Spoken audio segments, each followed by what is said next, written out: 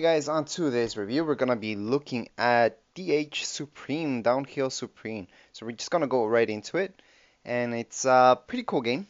The graphics are pretty good, and your controllers are basically you just have to tap and hold your finger on the right hand side to actually go, and to stop, you just have to hold on the left side, I mean. So if you tap there, you stop. So let me just go. If I tap here, you stop. So my left side, and then you tilt forward and back to bring your bike back. So if I tilt my iPad back, I fall because I tilted it a little bit too back. And if I tilt it towards the front, it's just gonna go forward. So the point of this game is actually to get to the very end and as fast as possible. So this is exactly what's not supposed to happen, you falling. So we're just gonna get right to the end so you guys can get a glimpse of how you play this game.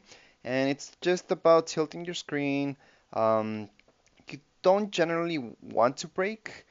There are parts that you might use your brake right at the very end, but it's just about tilting your screen the correct way so you guys can actually make it the whole way across. Okay? And then they'll give you stars depending how much time you made it in.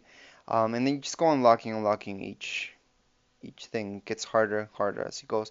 Right now we're not that far off. We're just right in the middle of the game basically. So this is not the hardest part, but it's not the easiest part either. So at the very start you guys might find it a little bit too easy, but as you progress you will see that it gets harder and harder, and you do have to tilt your screen just very carefully, and there are parts that you might even have to use your brake, which will just be right in the hardest parts of the game. But other than that, you always want to keep going and going and going. It's a very fun game. It looks good on iPad, same thing on iPhone, iPod Touch, and I would recommend it for sure. It's pretty high res, so I do like the resolution that it looks on your iPhone.